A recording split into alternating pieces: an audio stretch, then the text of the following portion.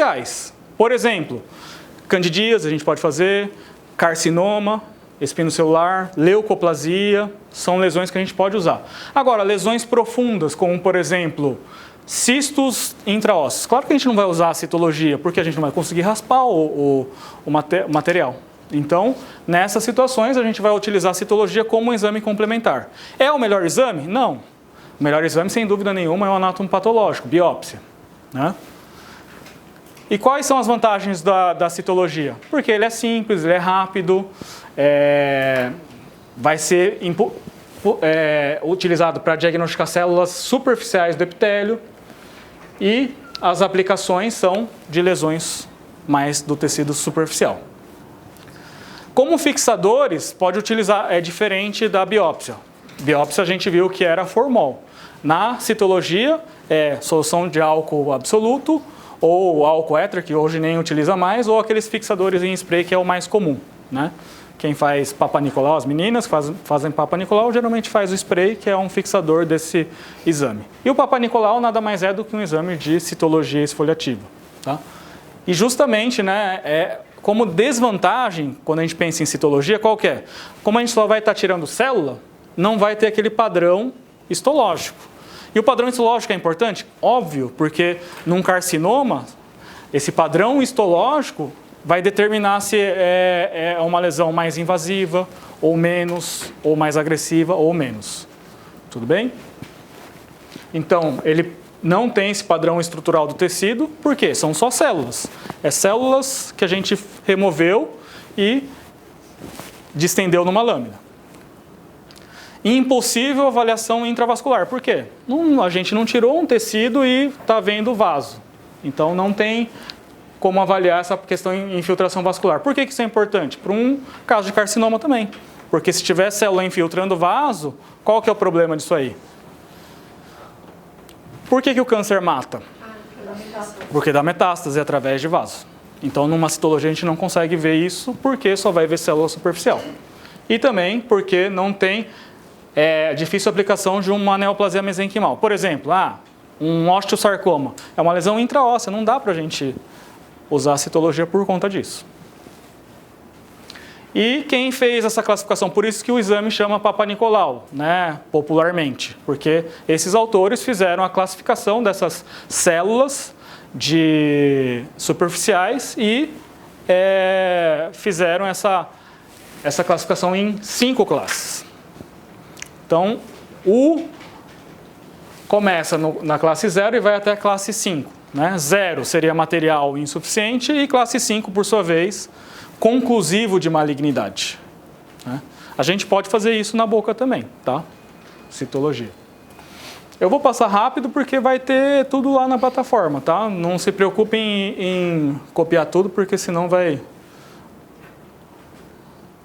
E as linfadenopatias? Por que faz palpação de linfonodo na faculdade? Porque, principalmente, linfonodos com características fixa, que não tem mobilidade, endurecido e irregular, são característicos de carcinoma. Linfonodos metastáticos. Por sua vez, um linfonodo inflamatório tem as mesmas características do normal. A única coisa que é diferente, tamanho, vai estar aumentado, um inflamatório, e também dor durante a palpação. Então essas duas são características que diferem um linfonodo normal do inflamado. Já o metastático tem todas essas características que eu falei para vocês. Endurecido, fixo e irregular. Algumas patologias se manifestam com aumento do linfonodo. Então, tuberculose, histoplasmose, sarcoidose, mononucleose infecciosa ou doença do beijo vão se manifestar clinicamente como linfadenopatias. E a gente chega num capítulo muito importante da parte de estomatologia, que é classificação das doenças, né? A gente vai usar essa classificação em lesões fundamentais para facilitar, por exemplo, a nossa comunicação. Então, se um dia vocês receberem um paciente, né, o paciente veio com uma úlcera em região de bordo lingual lateral, esquerdo, com 3 centímetros de tamanho, por exemplo.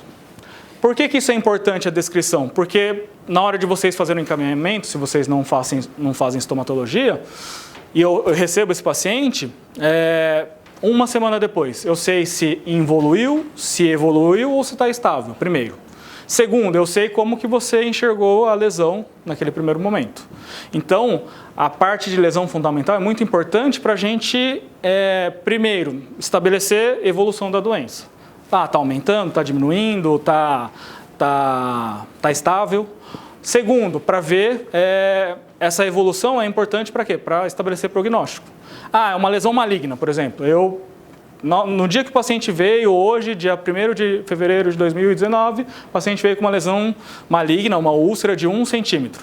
Aí daqui a um mês eu encaminhei para o cirurgião de cabeça e pescoço, essa lesão está com 3 centímetros. É uma lesão agressiva. Em um mês ela cresceu 2 centímetros, por exemplo. Então, é muito importante a classificação das lesões em lesões fundamentais para facilitar essa questão de comunicação e saber se a lesão está evoluindo ou involuindo. Como a gente divide? Em 3 grandes grupos. Primeiro, as lesões planas, que não acontece alteração em relação a aumento de tamanho ou perda de estrutura. Lesão plana, o que é? Alteração de coloração. Então, é uma mancha, por exemplo, uma mácula, em que existe uma alteração na coloração. Na boca é muito comum que tipo de mancha? Por exemplo, névos, não é super comum, né? Mas névos pode acontecer, ou lesões vasculares mesmo, planas. Concurso gosta, as bancas gostam um pouquinho do termo diascopia. Alguém já ouviu falar? Lembra de diascopia? Como a Dayana falou, colocar uma lâmina de vidro numa lesão de mancha. Na hora que apertou a lesão, se isquemiou, é uma lesão vascular. Não houve alteração, não é uma lesão vascular. Então, esse exame chama diascopia ou vitropressão. O Caio falou de infecção de Vincent, né, que é o aguna. Às vezes, a gente erra uma questão porque a gente não sabe o sinônimo, né? Então, diascopia é sinônimo de vitropressão e muitas vezes o concurso gosta de mexer com essa nomenclatura, que na verdade é a forma de diferenciar quem está estudando, direcionado ou não, né? Então, saindo das lesões planas, a gente pode ir para as lesões em depressão. O que aconteceu? Perda de tecido. Quando a gente perde tecido, por exemplo, tem uma afta. Afta é o que é? Uma úlcera, geralmente, né? Por que dói a afta? Porque tem exposição do conjuntivo. Existem lesões que têm perda de tecido e não expõem conjuntivo? Existe. Por exemplo, erosões. Queimaduras, às vezes, forma úlcera. Pode formar erosão também. Mas um exemplo de erosão, vocês lembram? Que é muito comum. Não é erosão de dente. Na língua, por exemplo. Língua geográfica, vocês lembram? Língua geográfica é uma erosão. Existe uma perda uma despapilação, né, nas áreas avermelhadas, que é uma perda de estrutura. Mas o paciente geralmente não sente dor, geralmente, porque tem paciente que relata dor em áreas de língua geográfica também, né?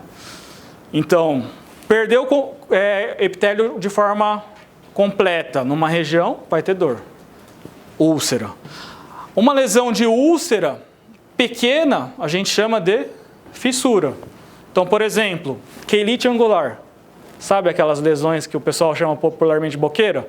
É uma fissura, porque o paciente geralmente relata dor, né? Nossa, na hora que eu vou comer alguma coisa, dói nessa região. Arde. E o diminutivo de erosão seria o sulco. Então, por exemplo, o paciente tem língua com um monte de ranhura, né, que pode chamar de fissura. Não é uma fissura verdadeira, porque geralmente quem tem língua com essas alterações, geralmente não tem dor. Se tiver, é fissura. E as lesões elevadas?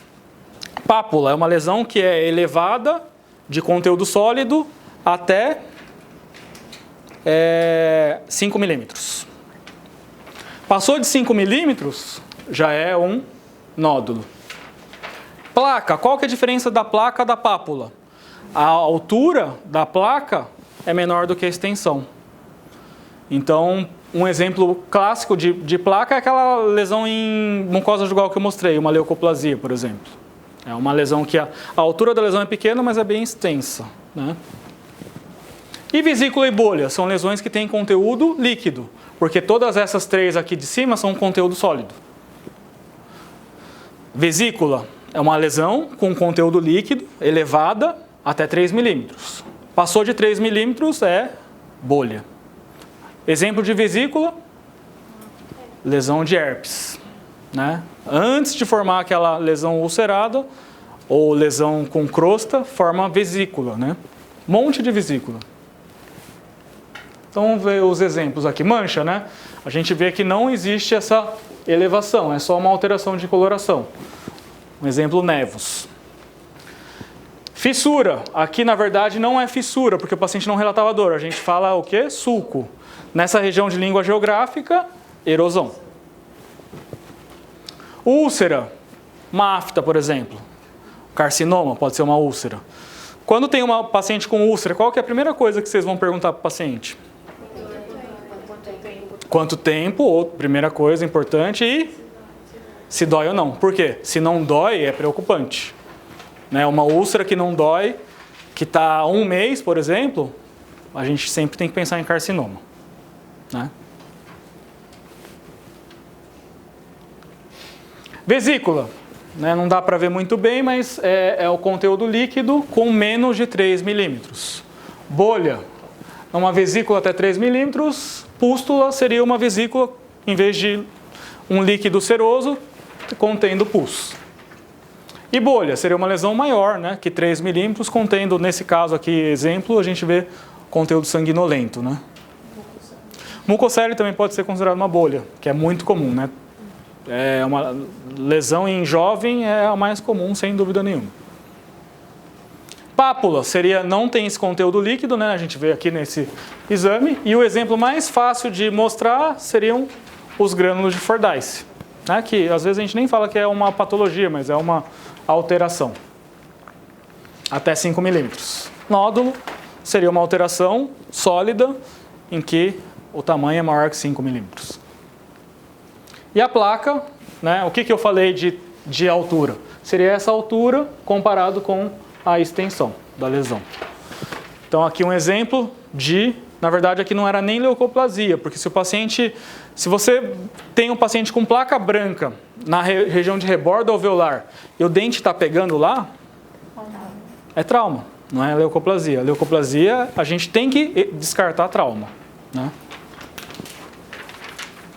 Então vamos para algumas questões.